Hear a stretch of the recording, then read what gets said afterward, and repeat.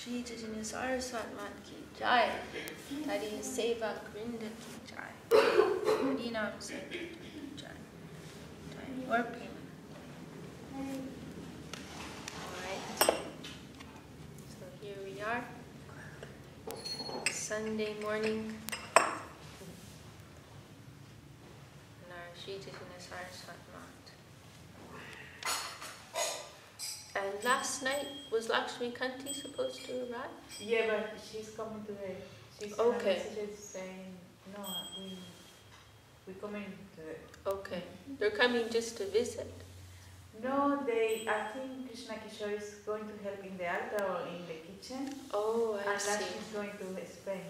Oh, really? Yeah. Oh, nice. Is he going to stay for a week? Okay. Yeah. Krishna Kishore? No. Krishna Kishore back to... Oh, okay. Oh, that's very nice. She's going to Spain. Good. That's great news. Nice. Lavanya came back yesterday, yeah? Oh, she did? I think so. Must have been late. Yeah. Okay. And tomorrow you're all going to go. But you're here, Shams. Yes. And we have Subhadra. And Ramananda. Yeah. Dhanisha might be coming tomorrow. Okay. For a visit. I'm going to help me with Subhadra as well. She's going to stay here? I don't think she'll stay for that many days. But okay, that's nice. Very nice. Okay. Shri Chaitanya-charitamrta. We're continuing with Shri Chaitanya-charitamrta. We're in the Antya-lila chapter 10. And we just heard this pastime. It's a very wonderful pastime when Govinda has to make this crucial decision, right? Mahaprabhu, I think it's mentioned later in this chapter. Mahaprabhu, he's compared to like an expert artist.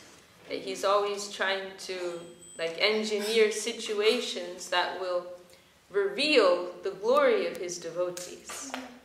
The devotee's nature is to always hide their qualities. But the Lord, He is always trying to engineer some situation, like to show their quality to the world. There are different examples of that. Different cases. Pundarik Vidyanidhi, he's hiding himself as a worldly enjoyer, but then when Mukunda goes there, he brings Gadadhar Pandit. Gadadhar's thinking like, who is this man? He looks, all his rich clothes and his, and paraphernalia for enjoyment. Like, who is he? And then, but Mukunda, he understands, and then he begins to chant this verse. Aho Bakiyam Stanakalukutam, this verse. And then, because he knows that will, bring about a particular mood. And then Pundarik won't be able to hide himself. So there are different cases like that. And we hear also that for that reason, sometimes the Lord will give difficulty to his devotees to show so that the world can see like what they can undergo, what they can tolerate. That is mentioned in the case of Madhavendra Puri, how the Gopal deity gave him such a heavy task to travel all the way from Vrindavan to Orissa to collect the sandalwood, and I don't remember how many, but like very heavy weight of sandalwood. I can't remember how many kg, but very heavy weights he had to carry, and with no money, like alone, and like this is in the time of the Muslim rule, so many like toll booths and that he had to go through. But it is mentioned that of course in the end, Gopal told him, you can offer this chandan to Gopinath in Ramuna. It is not necessary for you to travel so far.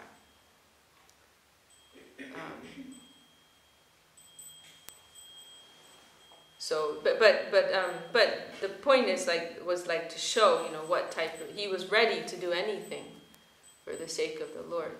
What type of, seva pravritti, service inclination did he have? So the Lord arranged that situation to show the world, what type of power, what type of dedication he had. And so similarly on this occasion, Mahaprabhu's lying across the doorway, the Gambhira, and then Govinda comes, and it's his daily duty to massage Mahaprabhu after he takes rest.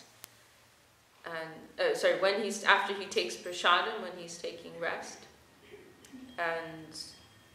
But on this day, Govinda comes, and Mahaprabhu is just laid out there, really very exhausted. And Govinda comes, and if to get into the room to massage Mahaprabhu, he will have to step over his body, which he doesn't want to do. It's very offensive. So he tells Mahaprabhu, "Oh my Lord, please, would you mind to move a little bit?" Mahaprabhu, "Oh, I'm very tired. You do as you like. You can do your service or not. I don't care. I'm very tired. I cannot move it. It's your problem." So then Govinda, he considers and he thinks, well, it is an offense to step over the body of the Lord. I mean, in the Vedic culture, it's considered offensive to do that to anybody. It's in Western culture, there isn't really any feeling for that. You see, even adults, they kick each other. Even amongst our devotees, I see it. American culture. Playfully, they'll kick each other, When I see that, I'm cringing, how can you do that? It is the culture.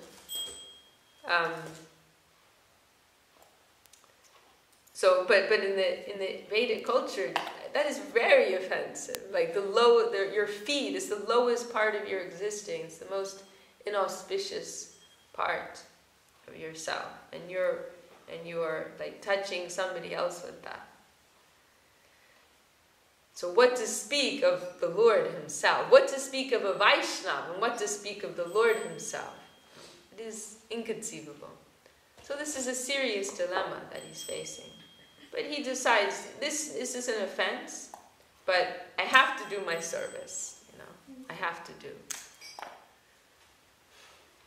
Param she will also give the example of Pujari may have to step onto the altar sometimes, in order to do their service. So then Govinda does that, and he massages Mahaprabhu.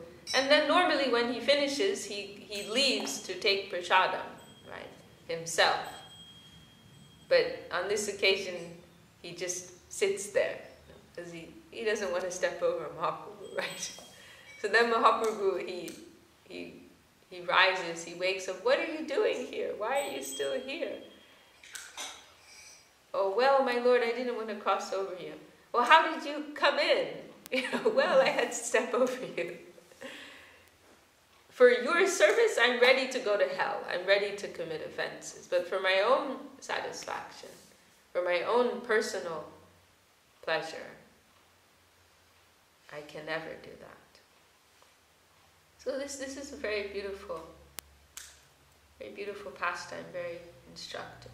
And one key thing about it is that it highlights the difference between Vidhi and Rag. Vidhi Marg and Raga Marg. And one thing which I appreciate in this regard is that you see Govinda, because Srila Gurudev, he's mentioned, people get the wrong idea about Raga Marg. They think Raga Marg Bhaktas, they don't care about rules and regulations. Oh, anything goes, But really, he explained, the real mood is that the devotees, they're not so arrogant. They feel some shyness to break the rules. But out of the necessity of service, then they will do that, if necessary. They will, or sometimes Krishna, he's trying to make the devotee break the rules. Like Gurudev told that story of devotee in Jagannath Puri, that Krishna made him steal jackfruit. Have you heard that story? I don't know if I can remember it exactly. It was a devotee of Puri, and it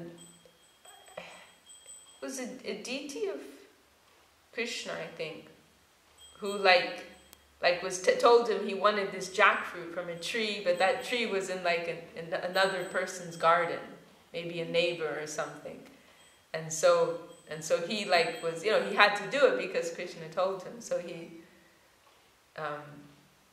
he stole that fruit, and then he was caught, and then those people, I think they beat him, but then those sores, they showed on the form of the deity. And so those people came to know. I can't remember the exact details, but something like that. So like this, the Lord, he will sometimes play with his devotees and because Krishna likes to break the rules. But the devotees, they feel some shyness actually, about doing that. So, so this point Srila Gurudev has made, that it is Raga Marg does not mean, anything and everything goes in the name of devotion. The real Raga Marg Bhakta, they feel some, of course, if they get to in a certain mood, they may be completely beside themselves and unaware of many things. That is something else. But generally speaking, the Raga Marg Bhakta, they will be shy. They don't think they're so high, that they can cross over everything. But out of necessity of service, because this is the real, what Gurudev said, this is what really distinguishes Raga Marg. He said hankering, desire. That inner desire in the heart to satisfy the heart of Krishna. That is what Raga Marg is. To satisfy the heart of Krishna, to wholeheartedly feel that you want to satisfy, to please. So in order to do that, then you may have to disregard, external practice and external formalities. Understanding what is the essence, what is really the necessary thing, and doing that. Gurudev, he really liked the example of Bhakti Saranga Goswami Maharaj, that famous occasion when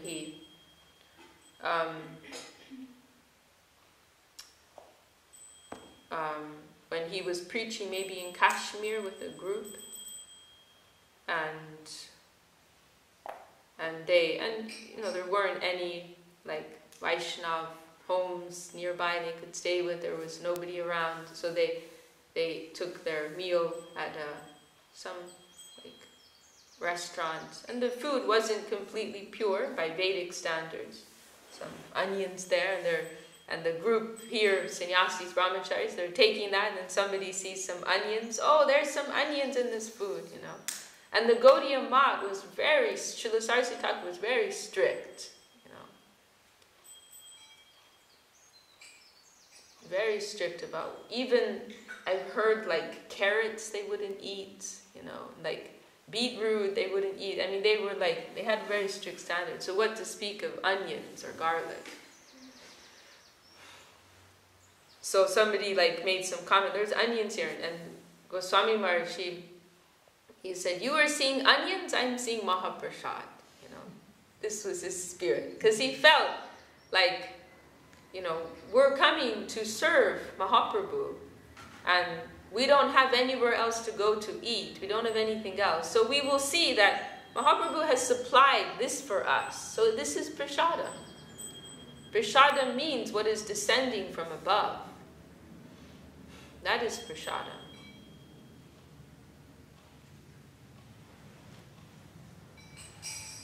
So to disregard that in favor of some,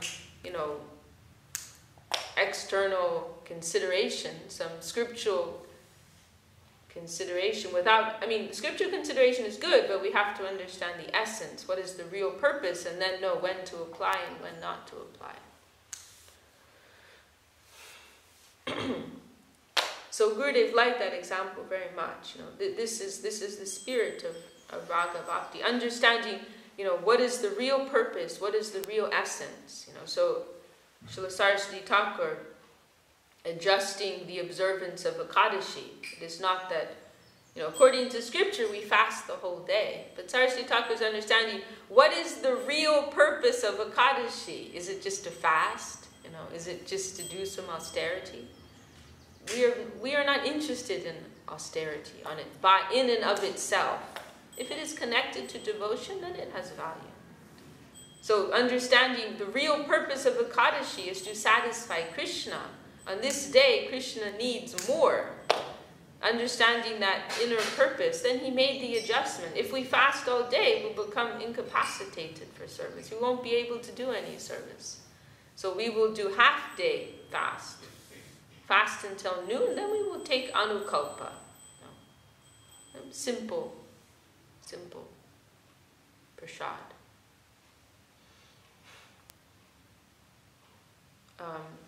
So this is the real meaning of Raga Bhakti, not that one is eager to break rules.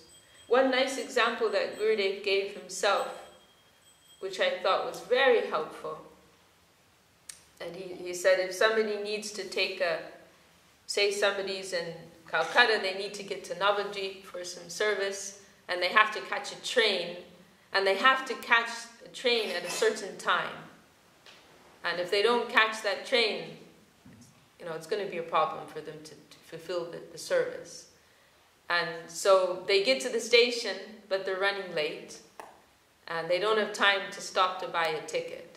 If they want to catch that train, maybe there's 4 minutes to go, then they just have to get on the train. If they adhere to the rules of the railway, then they will have to miss that train, buy a ticket, and then catch the next train. But their feeling is, this service is necessary. I want to buy my ticket. I want to buy my ticket. I want to follow the rules. But my service is more important. So I will risk getting into trouble in order to do my service.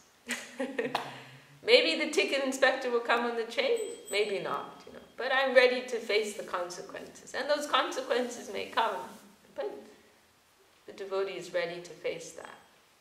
So I thought that was a very nice example of Raga Bhakti. Really nice. So here, and so you see, Govinda, his only consideration is Mahaprabhu's satisfaction.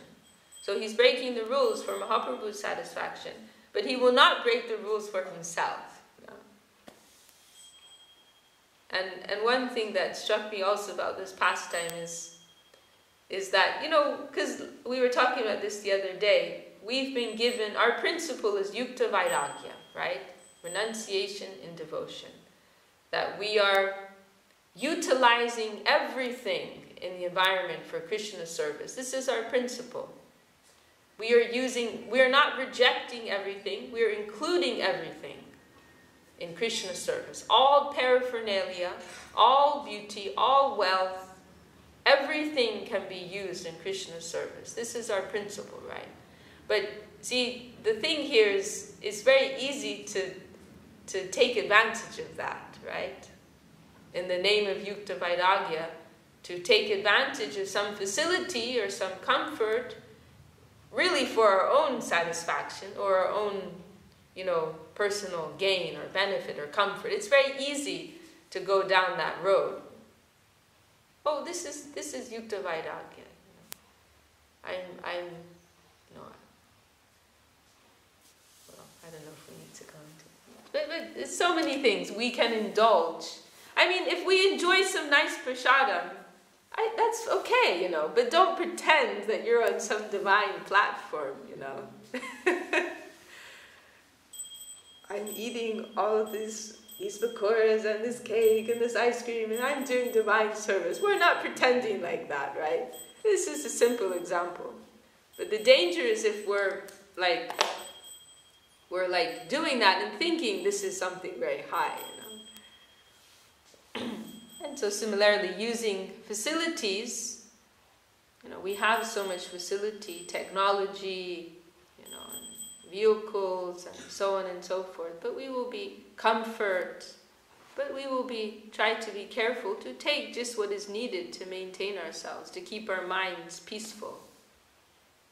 So we saw, like Srila Gurudev, he provided such nice accommodation for the devotees in Navadvip. And he liked to have en-suite bathrooms, and the reason he did that is because he wanted everyone to be peaceful, so they wouldn't be stressed out, and then they're giving energy to their material necessities. But you have some basic, your body can be peaceful, so then you can focus on your spiritual culture. That's the idea. So we want to keep that spirit. So anyway, this principle of Yukta Vairagya, there is some risk there that we will take advantage of it and apply it in an insincere way. So what I find striking about this example of Govinda is he's so cautious, because he could say, well, I need to take some prasadam right now to keep my body fit for service, right? He could have, for myself, I make excuses like that all the time. We can make an excuse like that. But Govinda's, he's not making any excuse for himself. Not even like that. Oh, well, I have to step over because I need to take some prasadam to keep my body fit to do some service. So the devotees, they have some shyness in this regard. Okay, well, we can maybe read a little bit more.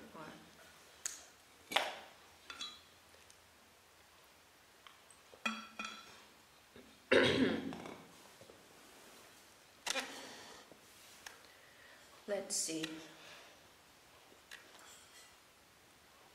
Oh yeah, here's this line. I'll just read this again. Govinde dekhiye Prabhu bole kurda hoya ji kene takana chish bosiya. When Sri Chaitanya Mahaprabhu saw Govinda sitting by his side, he was somewhat angry. Why have you been sitting here for so long today? The Lord asked. Morni joile kene nagele prasad kaite, Govinda kohe dware shula, jaite nahi pate. Why didn't you go to take your meal after I fell asleep? The Lord asked. Govinda replied, you were lying down, blocking the door, and there was no way to go. Prabhu kohe bitore tobe aila ke mane, taiche kene prasad laite na kaila gamane. The Lord asked, how did you enter the room? Why didn't you go out to take your lunch in the same way? Govinda kohe mone amar seva se niyam, aparada ho kiba nada ke gaman.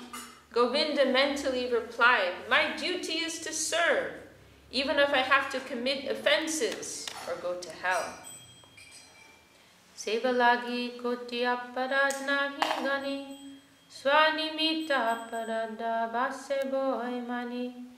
I would not mind committing hundreds and thousands of offenses for the service of the Lord, but I greatly fear committing even a glimpse of an offense for my own self. Itasav mane kodi Govinda rohila, Prabhu je puchilata uta nadila. Thinking in this way, Govinda kept silent. He did not reply to the Lord's inquiry. Pratyaha Prabhu nidraye jan prasad loite, se divase sham dekila gila chapite. It was Govinda's practice to go take lunch when the Lord was asleep. On that day, however, seeing the Lord's weariness, Govinda continued massaging his body. Jaite hapatanahi jaibe ke mane, mahapadadhoy prabhu langane. There was no way to go. How could he leave? When he thought of crossing over the Lord's body, he considered it a great offense. Esa bhoi bhakti shastra shukshma marma Chaitanya kripajane esa dharma. These are some of the finer points of etiquette and devotional service. Only one who has received the mercy of Sri Chaitanya Mahaprabhu can understand these principles. Bhaktagun prakashite prabhu bodorangi esa prakashite koilaeta bangi. The Lord is very interested in manifesting the exalted qualities of His devotees, and that is why He engineered this incident. So nice. The Lord is very interested in manifesting the exalted qualities of His devotees, and that is why He engineered this incident. This is like His favorite pastime, to glorify His devotees, to show the qualities of His devotees. Srila Sridhar Maharaj pointed out, like, our line, it's not called the Chaitanya Nuga line. It is the Rupa Nuga line, right? The followers of Rupa. Mahaprabhu, he put everything on Rupa Goswami.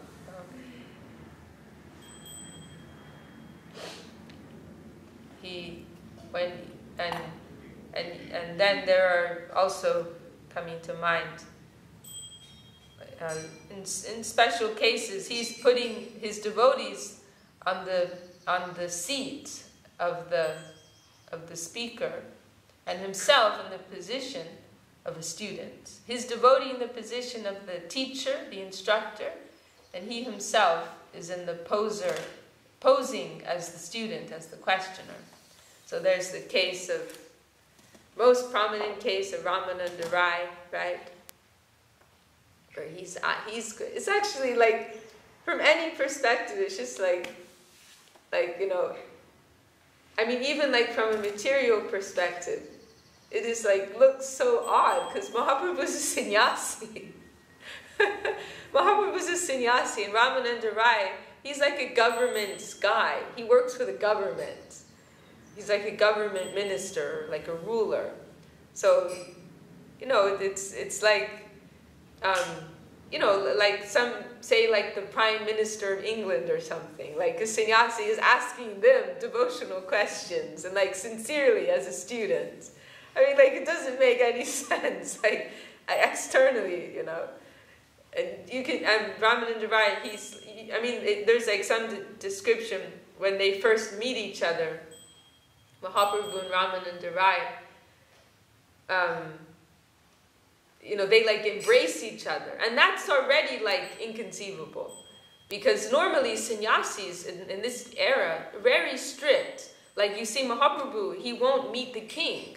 Because the sannyasi can't meet with a worldly person. It's considered, you know, that it can be dangerous for them to associate with worldly people. And it is just like a different strata of society. You know, the varnashram system is very strict.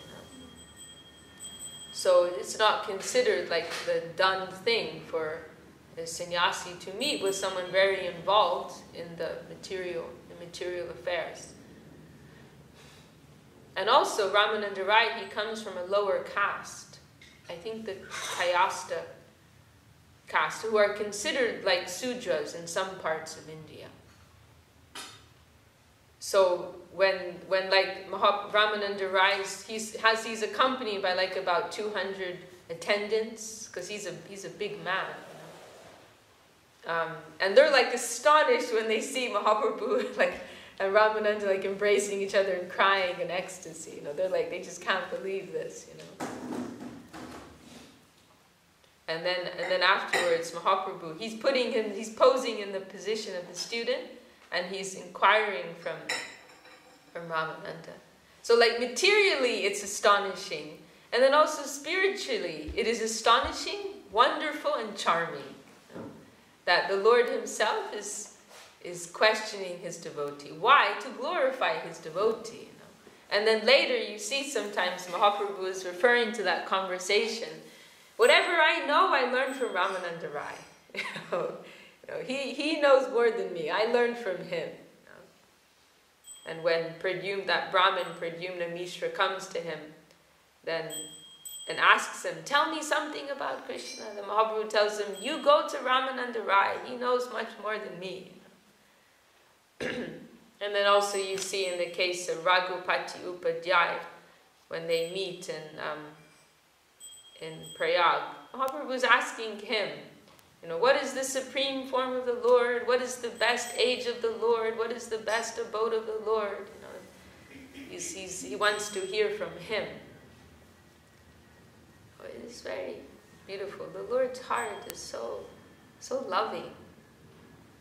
He doesn't have any care for his own position. He wants to give position to his devotees.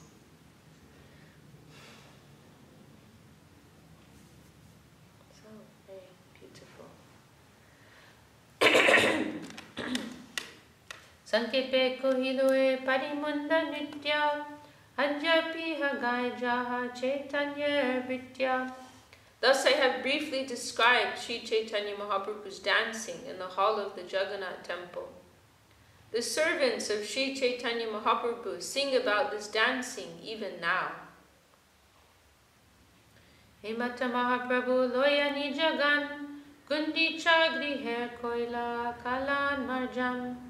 Accompanied by his personal associates, Sri Chaitanya Mahaprabhu washed and swept the Gundicha temple, cleansing it as usual. Purvavat koila Prabhu kirtan nartan, purvavat otai koila vanya bhojam. The Lord danced and chanted and then enjoyed a picnic in the garden as he had done before. Purvavat attage korila nartan, Era panchami jaksha koila danashan. As previously, he danced in front of the Jagannath car and observed the festival of Hera Panchami. Charimashvarshaido hila sabhaktagan janmastami adi jaksha koila danasham. All the devotees from Bengal stayed in Jagannath Puri for the 4 months of the rainy season, and observed many other ceremonies, such as the anniversary of Lord Krishna's birth. Oh, and another important example, which hasn't been mentioned, is in regard to this pastime, Govinda stepping over the body of Mahaprabhu, that the example of the Braja Gopis, that pastime when Krishna is in Dwarka and he sends Narada, I have a headache, I need the foot dust of my devotees. And this is the only cure for my headache. And so Narada, he's asking the devotees in Dwarka, the queens of Dwarka, that this is impossible. How can we give our foot dust to the Lord? This is impossible. So Narada tells to Krishna, nobody will give. Go to Vrindavan, my headache is very bad. I need some foot dust for my devotees. And so Narada goes to Vrindavan, he asks the Braja Gopis. Immediately, they're digging up the earth, from their feet. And Narada is very surprised. Don't you know what is the punishment for this? And they say, yes, we don't care. Maybe we will go to eternal hell. We don't care if we can give some relief. And we don't know if we're devotees actually, but if there's some slight chance that this can give some relief to our Lord, then please. So this is their spirit. This is the Vrindavan spirit. There is such intimacy in Vrindavan, but it is based on the most intense type of self-sacrifice and self-giving.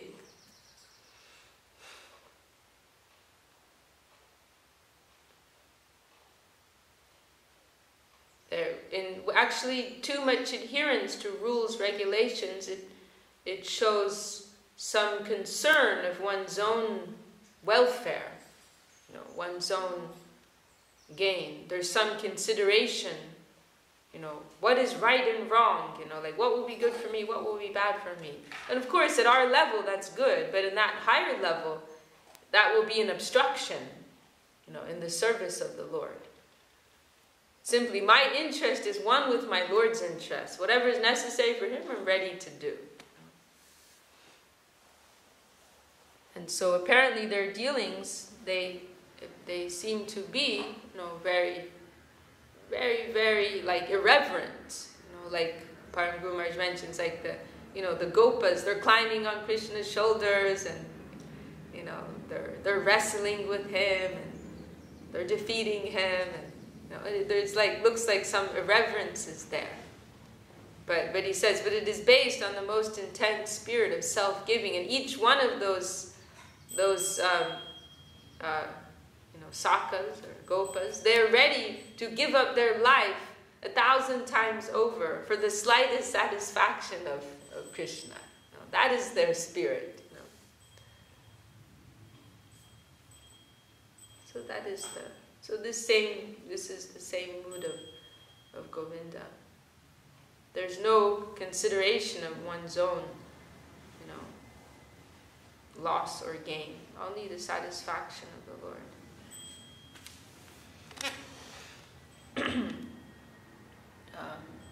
So, I see. So the devotees, they come for Ratha Yatra, which is like July, and then they stay through to Janmashtami for the 4 months of the rainy season. So that's going up to Kartik as well. Purvejari Goda Hoite Bhakta Gana Hailo Prabhude Kichu Kaujaite Sabaricha Hoilo. And this is why the devotees, because Mahaprabhu, when he took sannyas, and he put himself in the hands of his devotees and said, you tell me where to stay, especially Shachi Mata. Like, you tell me where to stay. And so Shachi Mata, she decided Puri, because it's not so far. Puri's not so far from Bengal, and there's some natural flow of, devotees going back and forth. So it was easy for them, And every year it's easy for them to come to Puri, to have Mahaprabhu's company there. So every year they're doing this.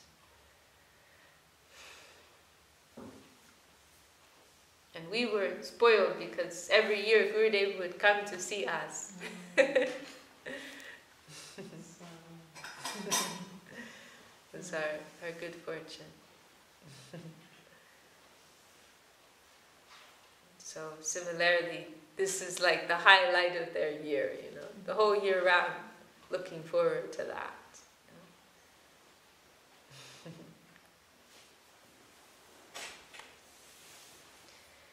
It was almost just like too easy. Like, we didn't have to work very hard. He was the one who was working hard to come to see everybody. And here, and then Italy.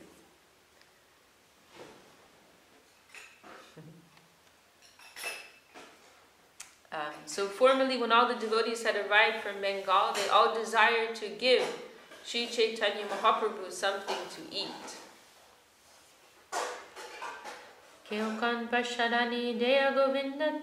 and what happened to Ananda Srupani?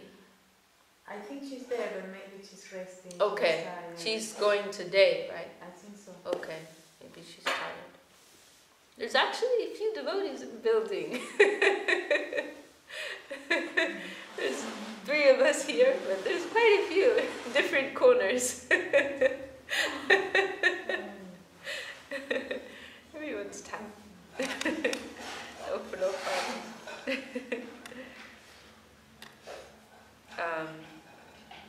Each devotee would bring a certain type of prasadam.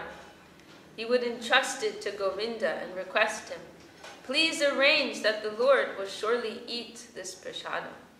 Oh, this is very beautiful. And also with Srila Gurudev, devotees would bring so many things for him, so many offerings. So all the devotees coming from Bengal, they want to give something special to Mahaprabhu. They're giving it to his servant. Please make sure Mahaprabhu gets to eat this. Keo paida, keo nadu, keo pita pana, bahumulya uttam prasad prakajar nana. Some brought poida, a coconut preparation. Some brought sweet balls. and some brought cakes and sweet rice. The prasadam was of different varieties, all very costly. Amuke diache Govinda kore nivedan, doriraka boli prabhu na koren bakam. Govinda would present the prasadam and say to Sri Chaitanya Mahaprabhu, "This has been given by such and such devotee." The Lord, however, would not actually eat it. He would simply say, "Keep it in storage." A little bit more. Dorite dorite gorer borilo ekakan, shatta janer bakshajata hoilo sanchayam. Govinda kept accumulating food, and soon it filled a corner of the room. There was quite enough to feed at least 100 people. Govindere sobe puche koriya jatan, amadata pashad prabode ki koraila bakan. All the devotees asked Govinda with great eagerness, "Have you given Sri Chaitanya Mahaprabhu the prasadam brought by me?"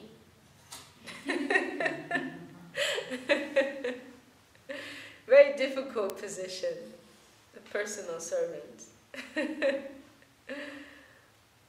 Kahakichu kohi Govinda kore vanchan, adodin prabode kohe nirved vacham. When the devotees questioned Govinda, he had to tell them lies. Yes, definitely, Mahaprabhu ate your preparation. Therefore, one day he spoke to the Lord in disappointment. Acharjadi. So this is a white lie for service. There is a precedent for this in Chaitanya-charitamrta. I always like to say, Jai, Shri Chaitanya Mahaprabhu ki Jai. I always like to say, everything is in Chaitanya-charitamrta. Like, it's such a practical book, you know, so many things, you know. Like the other day, Saraswati Didi, she really appreciated the example when Gopinath Patanayak, he becomes disgusted with his life of enjoyment, and he tells Mahaprabhu, "I'm tired of like dealing with money and the world. I just want to give it all up. I just want to focus on, you know, my spiritual life." And Mahaprabhu says, "But if you do that, who will look after your family?" You have to take care of your family. You have to take care of your dad and your brothers. Like, be practical here. You know? So many. I like very much the example of Sarvabhauma Bhattacharya, when Sarvabhauma, for 7 days, he's instructing Mahaprabhu. 7 days. Mahaprabhu is the Supreme Lord, and Sarvabhauma is thinking, "Oh, this boy, he's so good looking, and he's so young. I need to help him. I need to take care of him. And so I'm going to teach him Vedanta."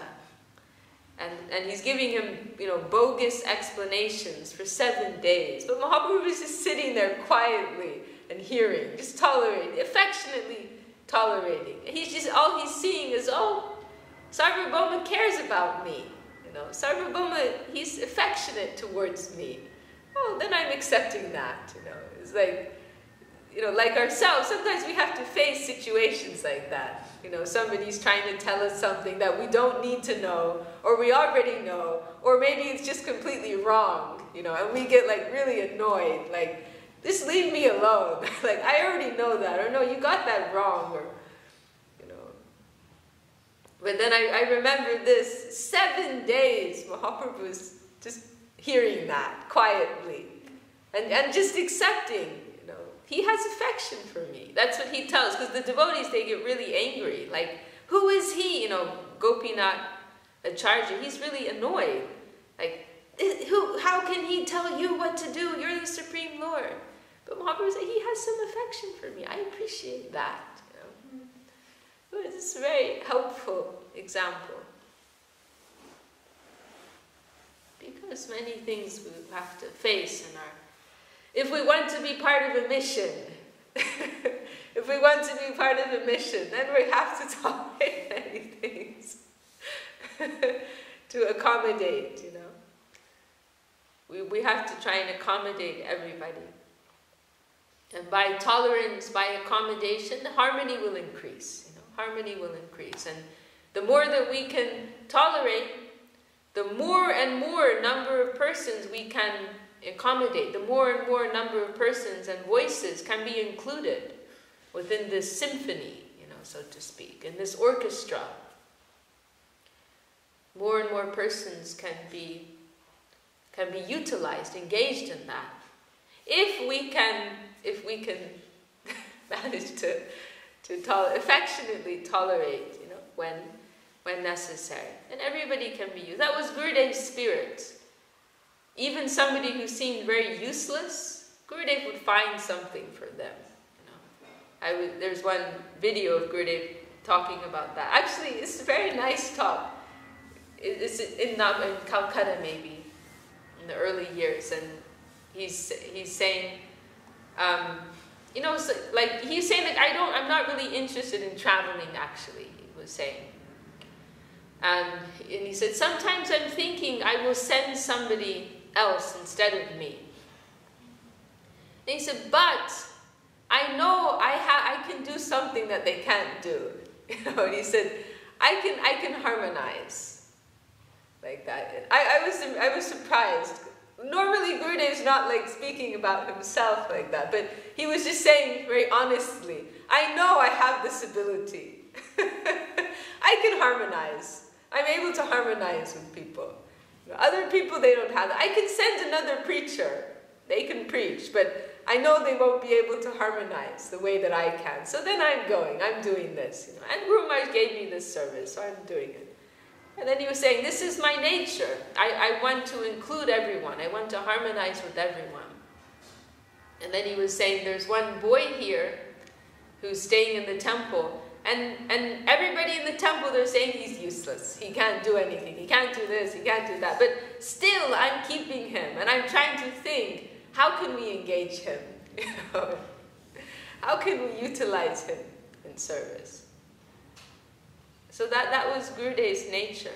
Actually, Srila Sridhar Maharaj's nature was more exclusive. He wouldn't accept anyone and everyone. He might say no to some persons, or he might ask some persons to leave. But that wasn't Gurudev's nature. He liked to include everyone.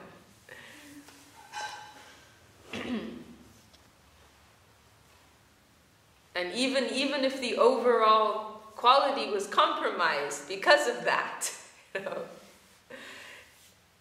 if we got rid of this person and that person, things would be so much better. He's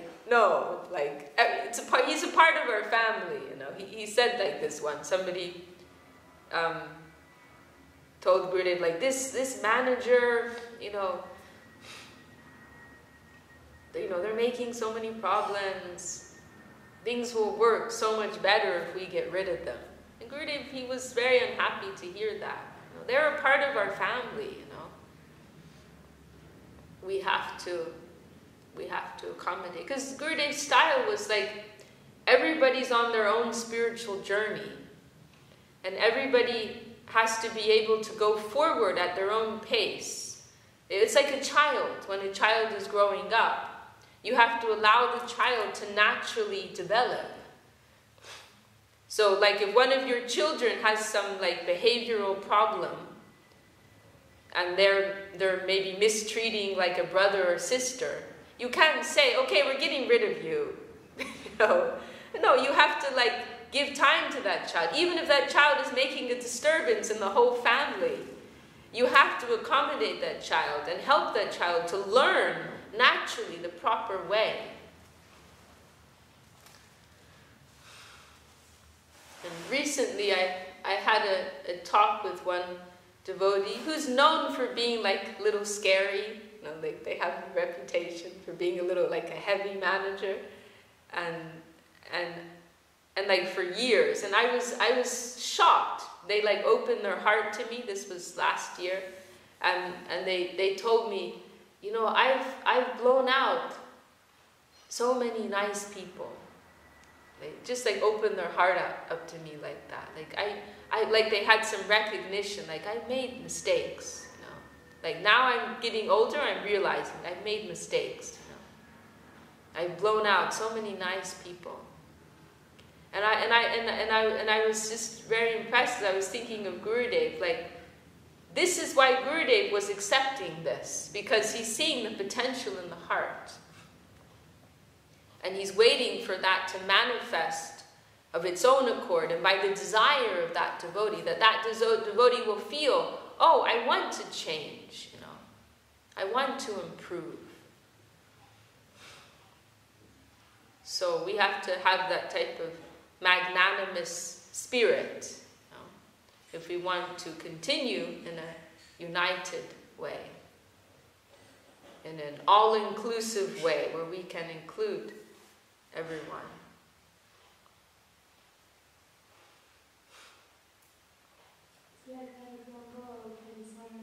He's like painting and they're very dirty and you're like, why are you so dirty? But he's already in the process of taking that out. So Yes. it's a matter of fun. Yes. Or one example that's coming to mind is like if you have like a nice kirtan, and then let's say Subhadra comes in and she wants to like bang the gong. Like it's like like the kirtan's not sounding so nice right now. You've got a enthusiastic 5-year-old who wants to participate, right? Then what are you gonna do? Get out of here! Like this kirtan needs to be perfect. Like no, we gotta like accommodate her and let her participate. And over time, she'll learn. Like, oh, okay, 1, 2, 3, 1, 2, 3. So we have to tolerate that. The overall quality may be a little less, and we ourselves may be irritated by that. But in order to facilitate her progress, to facilitate her own like natural, happy, and joyful progress in Krishna consciousness, accommodate her enthusiasm, we have to like tolerate that and try and guide her, and we will try and guide her like this. Can you follow like this? So in the same way, in our devotional families, our devotional communities, we want to try and like accommodate everyone in that same way.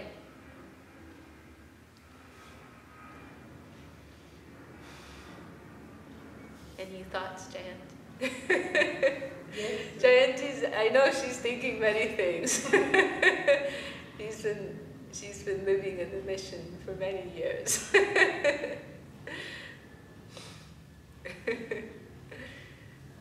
But she's very tolerant devotee.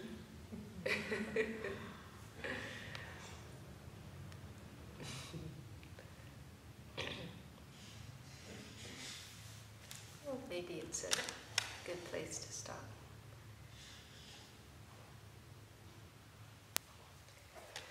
Jai Shri Chaitanya-charitamrta. Jai Krishna Das Kaviraj Goswami. Would you like to sing?